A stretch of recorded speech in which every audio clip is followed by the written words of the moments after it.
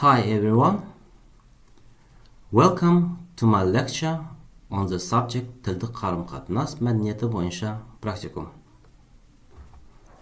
So let me introduce you with the theme of our lecture for today. So according to the syllabus that is uploaded to the TNG3 base of our university, today our theme is about cross-cultural gift giving. So before getting down to the lecture, let me introduce you with the plan of the lesson. On this lecture, we will talk about gift giving. And also you will get information about 3 available options in cross-culture gift giving. Also, you will get some knowledge about global and cultural gift giving etiquette, like globe gift giving, European business gift giving culture, Muslim business gift giving culture, gift giving etiquette in Russia, and general worldwide gift categories. Further, you'll have a knowledge about general worldwide gift categories and gift giving in religions. Okay, my dear participants, let's start our lecture with gift giving. So, the exchange of gift is one of the most telling characteristics of human culture, and according to some authorities may form the original basis of economics. From a religious perspective, gift giving has 2 primary aspects with many variations. Firstly, gift giving is incorporated in a variety of ways within the religious customs and sanctions that regulate social behavior. Secondly, in the sense of offering, gift giving is an essential aspect of sacrifices ritually presented to a deity or deities. In both aspects, the process of gift giving may involve distribution of the gift within the selected social group to which it is appropriate. It may also entail the destruction of all or part of the thing given to signify its disappearance into the metaphysical realm. Whether it has its roots in religion or ritual, we all love to give and receive. Many of us have folks on our gift-giving list who truly need or want something, and there is nothing quite as gratifying as supplying that. Feeling the excitement and joy of a child, unwrapping a long-awaited toy, or seeing the delight on your friend's face as she opens a beautiful gift that you know she loves are some of the true joys of the season.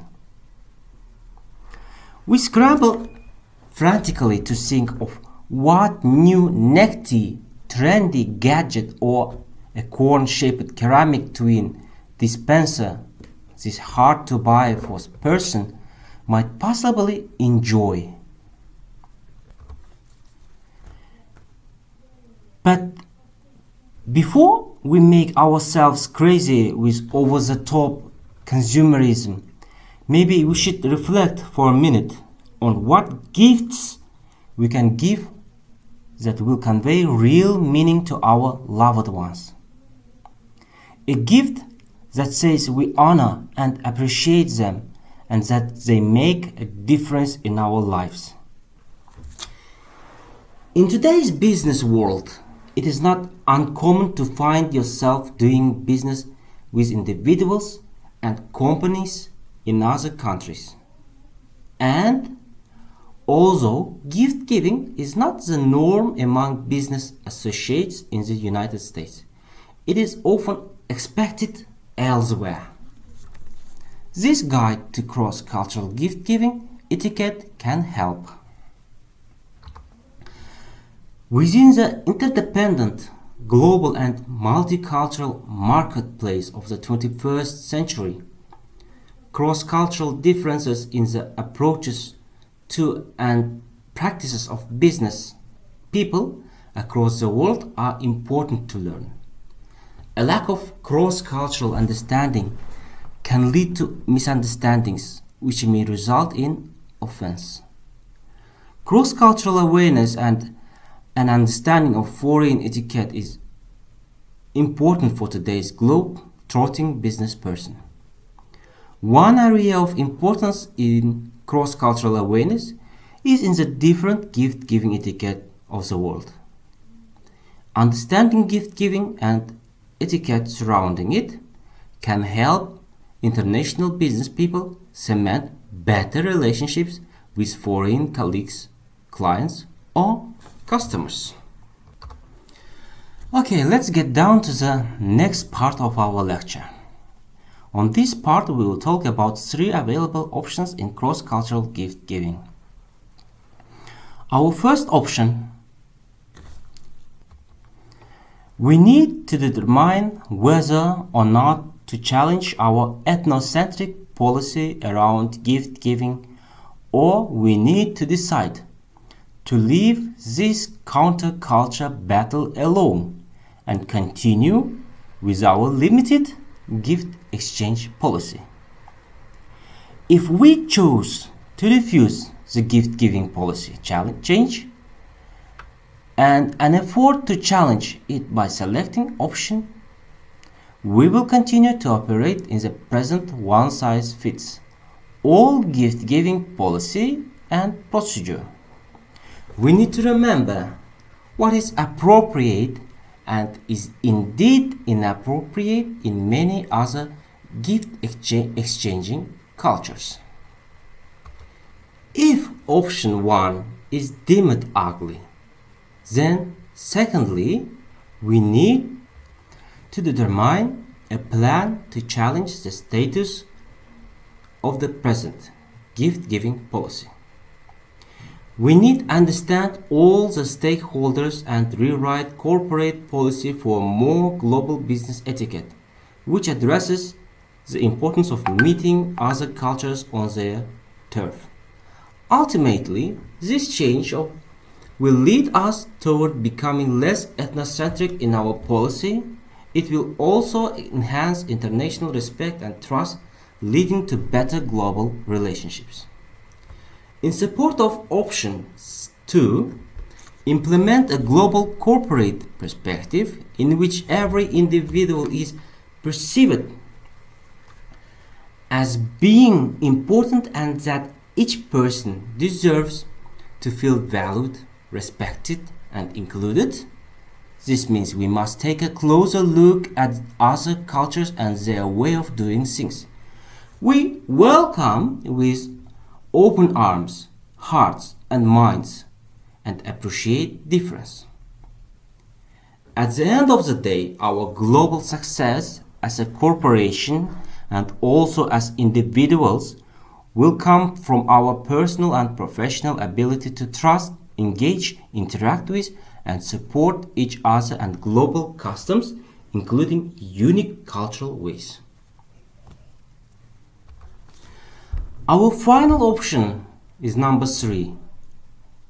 We implement the new policy written in support of the second option by seeking approval and change through all stakeholders. One observed folks past and concern in global business results from a lack of cross-cultural understanding in building global business relationships. Cross-cultural awareness and an adept, even savvy understanding of foreign etiquette is extremely important in today's global society. Understanding gift giving and global etiquette can help build better working relationships with foreign colleagues, clients, customers, and friends. Now we have come to the third part of our lecture, which gives us information about global and cultural gift-giving etiquette. So, global and cultural gift-giving etiquette involves the following points. The first one, who is receiving the gift? Is it a person or a group? What is the status of the receivers? The second, what types of gifts are appropriate or inappropriate? The third point, what is the protocol associated with the gift giving and receiving? The fourth point that we have to keep is how should the gifts be presented? When is the gift opened?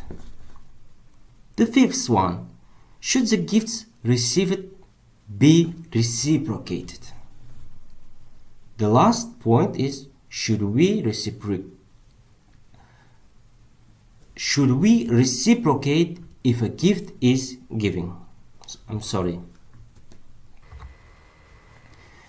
In today's business world, it's not uncommon to find yourself doing business with individuals and companies in other countries. And also, gift giving is not the norm among business associates in the United States. It is often expected elsewhere. This guide to cross-cultural gift giving etiquette can help. Within the interdependent, global, and multicultural marketplace of the 21st century, cross-cultural differences in the approaches to and practice of business people in many countries, such as in North America or the United Kingdom, gift giving is rare in the business world. In fact, it may carry negative connotations, as gift giving could be construed as bribery. However, in many other countries, gift giving and its etiquette have a central place in business practice. In the Western world, gift giving is rare in business. So, a few items of interest include international business partners asking for houses and beautiful mistresses. Obviously, global corporations cannot get involved in this too deeply. However, certain global corporate exceptions to the other cultures' gift-giving requirements can and should be implemented. In order to highlight some of the different aspects of cross-cultural gift-giving etiquette, a few examples shall be presented.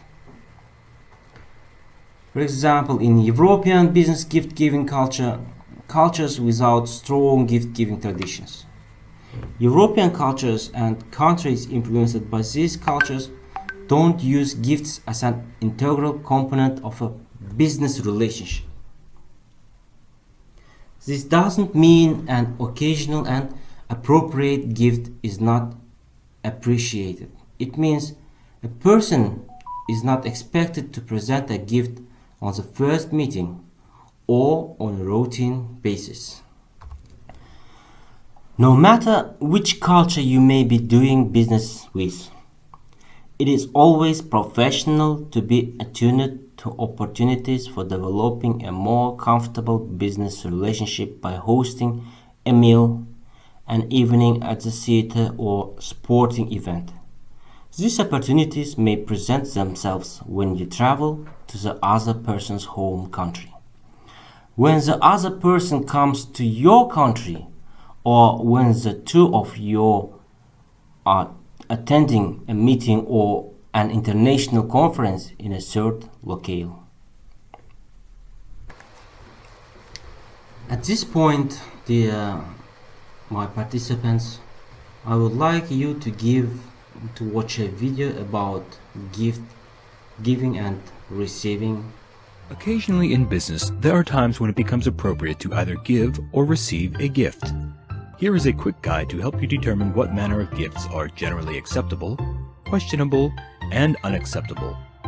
generally acceptable. Gifts of nominal value bearing the company logo. Occasional meals or entertainment that are not lavish, attended by both the giver and receiver, and include business discussions. Questionable. Gifts to government officials. Gifts of more than nominal value. Requests for charitable contributions. Multiple gifts to or from the same person. Unacceptable. Gifts intended to influence a business decision. Lavish gifts. Gifts of cash or cash equivalents, such as gift cards. Gifts or payments to government officials for expedited service. We hope this has provided you with some quick information regarding giving and receiving business gifts. Remember to check with your manager whenever you have a question about whether to give or accept a business courtesy. So you see, European cultures without strong gift-giving traditions. Their cultures and countries influenced by these cultures don't use gifts as an integral component of a business relationship. This doesn't mean an occasional and appropriate gift is not appreciated. It means a person is not expected to present gift on the first meeting or on a routine basis. Good gift ideas: hosting a meal, an evening at the theater, or a sporting event. Generally speaking about gift-giving etiquette, we can say that the general rule is a good quality, but price doesn't matter. Take flowers, spirits, pastries, sweets, chocolates. If invited to a house, do not give yellow or purple flowers as they have negative connotations. Gifts are not generally opened when received in most of the European countries.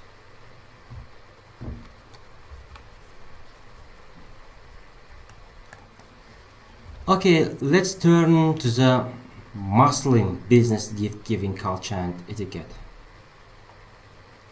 In the Muslim culture, the Quran forbids alcohol. Gifts of liquor or any products that contains alcohol, such as perfume, would never be selected to give. Also forbidden are products or foods from scavengers, which includes pork, birds, and shellfish. So a leather item made from pig skin or ostrich could not be given, nor any food from these groups. So other categories are also not appropriate for gifts. These include personal clothing items, which are far too personal to give as gifts.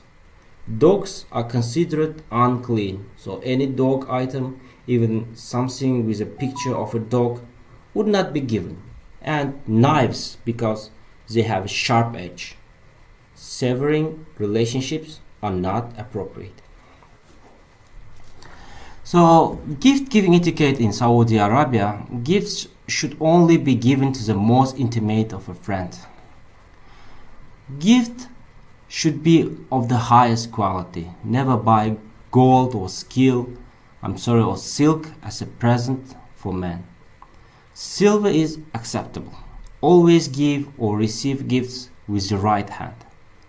Saudis enjoy wearing scent, which is called in their language itar. The most popular is oud, which can cost as much as 1,000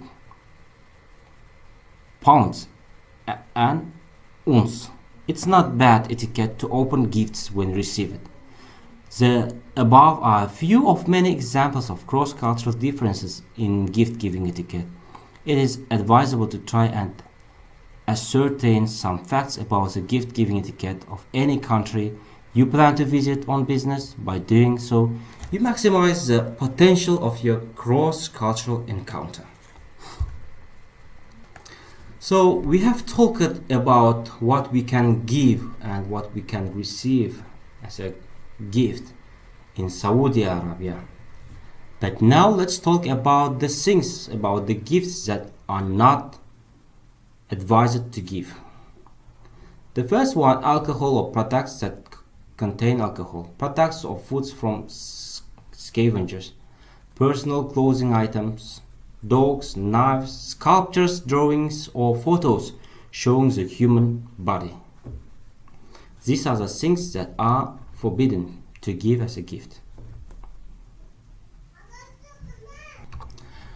Okay, let's talk about gift-giving etiquette in China. In order to highlight some of the different aspects of cross-cultural gift-giving etiquette, I have given some examples about etiquette in China.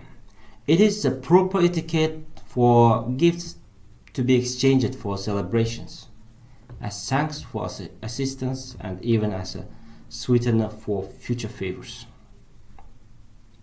But it is, however, important not to give gifts in the absence of a good reason or witness. When the Chinese want to buy gifts, it's not uncommon for them to ask what you would like. It would be wise to demonstrate an appreciation of Chinese culture by asking for items such as ink, paintings, or tea. Business gifts are always reciprocated. Not to do so is bad etiquette. When giving gifts, do not give cash.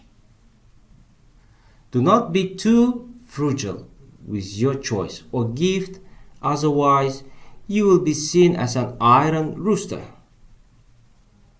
It means getting a good gift out of you is like getting a feather out of an iron rooster. Depending on the item, avoid giving one of something. Chinese philosophy stresses harmony and balance, so give in pairs. In China, gift giving is a sensitive issue because it is a violation of Chinese law. Avoiding giving gifts in front of others. You have to wrap gifts in red because it is considered lucky. Although in China there is some forbidden things that are used as a gift. Do not give scissors, knives, or other cutting utensils as they indicate the severing of the relationship. Do not give cloaks, handkerchiefs, or straw sandals as they are associated with the funerals and deaths. Gift giving in China is a lot different from Western countries.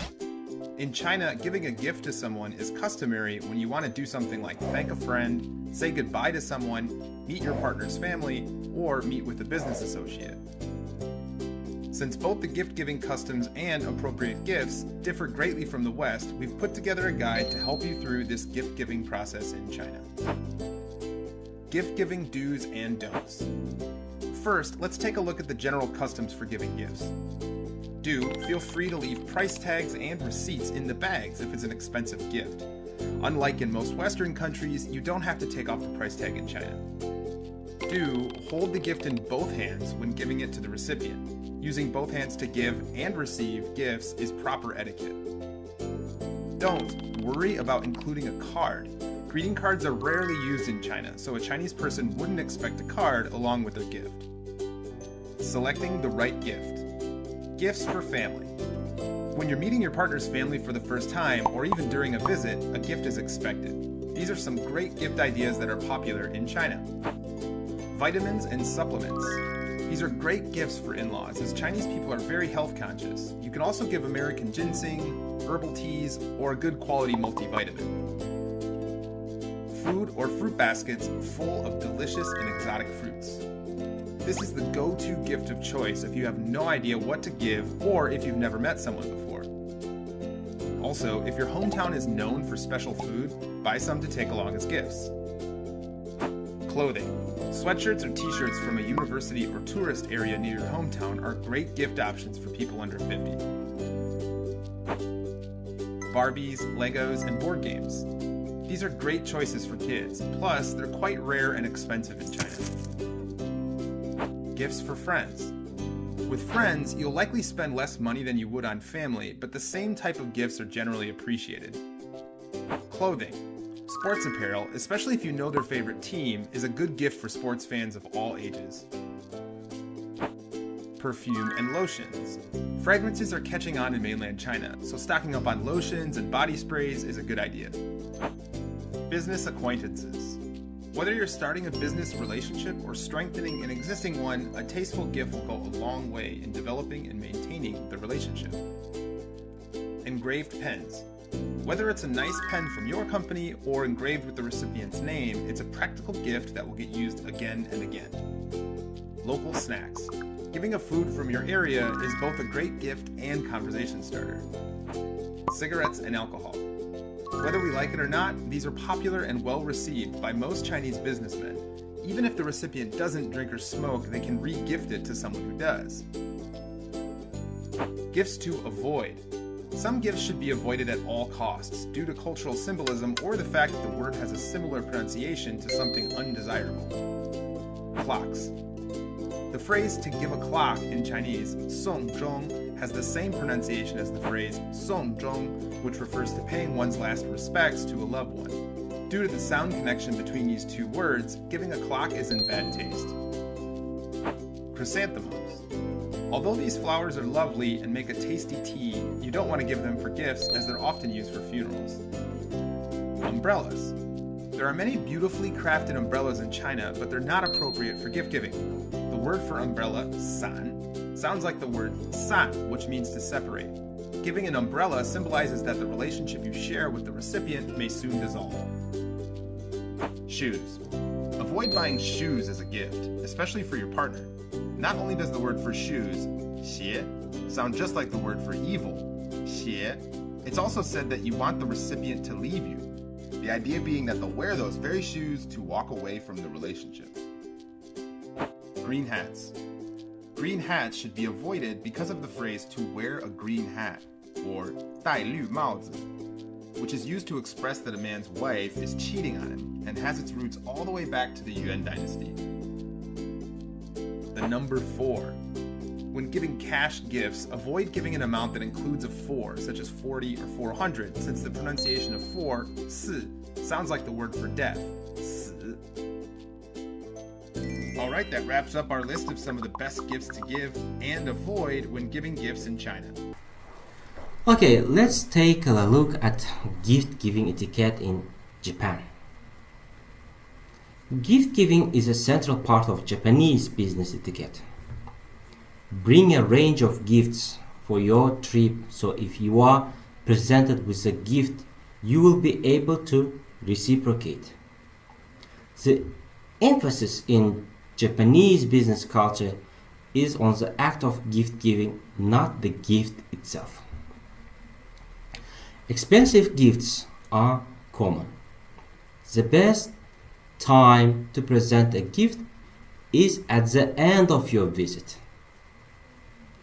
A gift for an individual should be given in private. If you are presenting a gift to a group of people, have them all present. The correct etiquette is to present or receive gifts with both hands. Before accepting a gift, it is polite to refuse at least once or twice before accepting. Giving 4 or 9 of anything is considered unlucky. Give in pairs if possible. So we can also talk about gift giving in Japan etiquette. Gifts are always wrapped, even if the gift is laundry soap. The giver should disparage the gift. It is really nothing. It is usually not opened in front of the giver. Exception: food to be shared. The wrapping is removed intact by the receiver.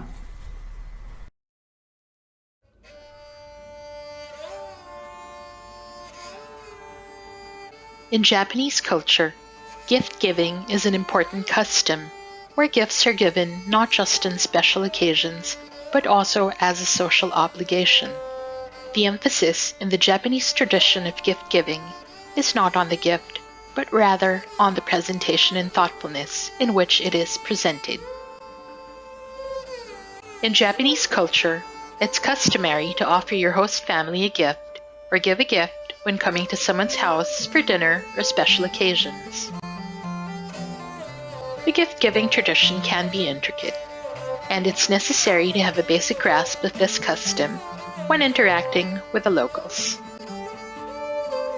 The most popular type of gift is known as the omiyage, a gift that represents a place the giver came from. The term refers to a souvenir for someone who you already have some relationship with. Some of the most popular omiyage items include chocolates, candies, wine, rice crackers, and fruits. Meibutsu, meaning famous things in Japanese, are specialties of different regions in Japan and in other countries, from food, clothing and drinks, to objects and artifacts. There are two popular gift-giving seasons, Ochugen and Oseibo. Ochugen is for the summer season, and Oseibo is for winter. Ochugen and Oseibo gifts usually depend on the recipient. Consider what they might like to receive. Children might enjoy sweets, while a boss who likes alcohol might enjoy a bottle of sake. Seasonal gifts have special symbols written on paper or a gift card with red and white knotted ribbons. The colors red and white are considered celebratory colors in Japan. Some gift-giving tips to remember. Place the wrapped gift item in a shopping bag. This keeps it out of sight until you present it. Take it out from the bag when you give it to the receiver. Don't give the whole thing with the bag. Do not offer gifts with the numbers 4 and 9 as they represent death and suffering. Don't give 4 pieces of a thing. It's best to go for a pair, which is considered lucky. The numbers 3, 5, and 7 are also considered lucky. Avoid certain items as gifts, such as knives or scissors as a marriage gift. The kanji characters for cutting is a negative symbol when referring to marital bonds and relationships. Avoid giving shoes and socks as gifts for elders. They are stepped on, and with this connotation, it is considered rude to give to elders. The best gifts are still the meaningful ones that build a deeper connection between the giver and the recipient. Even a small gift, sometimes especially a small gift, if it is heartfelt and original, can convey much thoughtfulness and goodwill anywhere in the world. Okay, now let's get down to the gift-giving etiquette in Kazakhstan. So, as you can see, there is not a great deal of protocol in gift-giving. When invited to someone's house for dinner, it is polite to bring something for the hostess, such as pastries. Practicing Muslims do not touch alcohol, so do not give alcoholic beverages unless you know your host drinks. Gifts are usually opened when received. When we talk about Kazakh tradition or Uzbek tradition, we are talking about the traditions of the people who were under the rule of the USSR. So it is better to talk about gift-giving etiquette in Russia, because most of the etiquettes that are used in Kazakhstan or even in Uzbekistan, they take their root from Russian traditions or etiquettes of gift giving. Russians take pleasure in giving and receiving gifts. Be sure to bring an assortment of gifts so that you will always have something appropriate to give. Cheaper gifts do not have to be wrapped, while more expensive ones should be. Gifts for children are usually opened in private, while gifts for adults are generally opened in the presence of others. If your gift was a hit, you will hear many thank yous. Russians spend a lot of money on gifts. Avoid giving gifts such as pencil, pens, lighters, unless they are expensive ones. Cheap wine or vodka, notebook, etc. When invited to a Russian home, bring a gift of chocolates, dessert items, good wine, or other alcohol.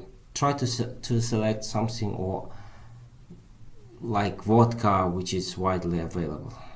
Bringing a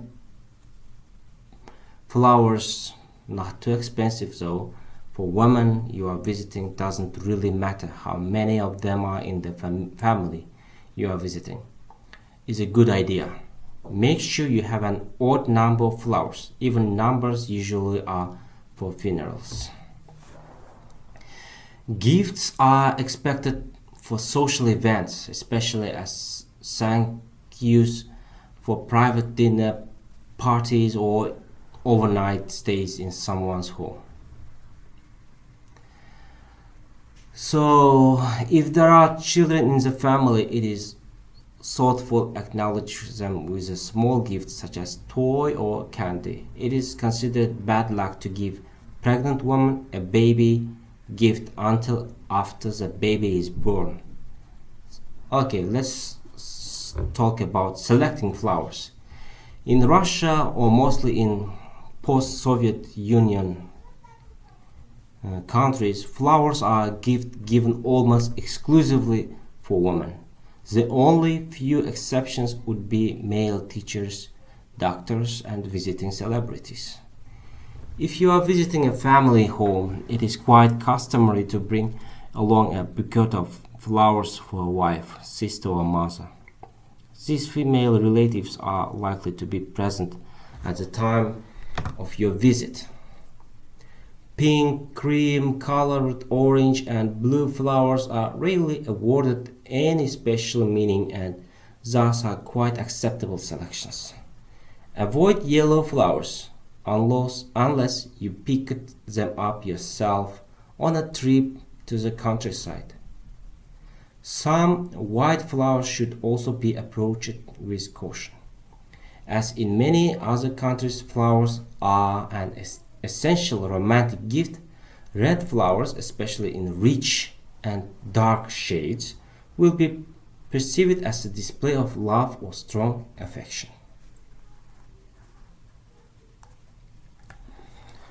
Now I'm going to talk about gift giving in Islam and Christianity. In Islam, at least from what one gathers in reading the hadith traditions of Muhammad, the Prophet of Islam, the Islamic idea of a gift giving is but an extension of the underlying concept of alms expressed in the two Arabic words zakat and sadaqah. Perhaps because there are no sacrifices or sacraments in the usual religious sense in Islam, in other words, no way of transmuting a material object through a religious ceremony from the merely physical plane to a new mode of being, all events in Islamic religious practice tend to take on a moral overtone. Righteousness is primarily goal of religious life. In general, it appears that goodness in Islam is sought of a consequent upon obedience to the command of God or Allah to act in certain ways. Generosity may be expressed in a great number of actions that reflect the moral earnestness of a discipline enjoined by a higher power. The myriad customs and observance of Islamic law and tradition are further extensions of the original act of submission, which is a call to acknowledge faith in the one Allah. The Prophet Muhammad represents the ultimate degree of perfection in answering the call. Meditation on the minute of his life remains the source of the moral earnestness that is characteristic of Islamic ethics. In the realm of gift giving, The so-called poor tax or zakat can be understood as a practical example for all types of giving. The poor tax, especially as it impinges on human possessions, reflects this ascetic attitude towards the term of human existence. It is meant to make the Muslim believer deliver from his possessions a fixed amount annually at the feast of the end of Ramadan, the lunar month of fasting, and during the Hajj, the pilgrimage to Mecca, for the relief of certain classes in Muslim society. When we talk about gift giving in Christianity, the history of Christianity reveals the development of an elaborate system of gift giving for the maintenance of the institutions of the church, the clergy, and the monastic communities. During the earliest centuries of the church, persecutions were a constant threat, and the Christian community had to develop its own system of finances, since its survival was outside the concern of the state. From the time of Constantine, early 4th century, onwards, the church received state recognition and was able to capitalize on its status to attract enormous endowments with the advent of Muslim rulers in many Eastern Christian lands. However, the church was once again reduced to tense relations with the state. The ritual life of Christianity is permeated with the idea of the gift and gift giving. The elements of the Eucharist, the bread and the wine, which are widely called the holy gifts, are offered to God as a sacrifice, and according to some theologies, they become the body and blood of Christ in an unbloody reproduction of the crucifixion. Other theologies describe this gift as being received by God and sanctified to become the body and blood of Christ through the power of the Holy Spirit. The custom whereby the laity prepare and offer the bread and the wine of the Eucharist has been revived in some Christian bodies. In addition to the elements of the Eucharist and the paraphernalia that accompany it, such as chalices, monstrances, tabernacles of precious metal and the like, the Christian churches have received uncountable offering in the form not only of money, but also of vestments, paintings, architecture, and sculpture gifts representing the full range of human creativity. These gifts still constitute a principal part of the heritage of Western civilization. Although sometimes limited by theological constraints, Protestant churches have likewise encouraged gift giving through the arts. With the modern secularization of public life, however, the impetus to artistic creativity in connection with the religious gift-giving impulse seems to have been diverted.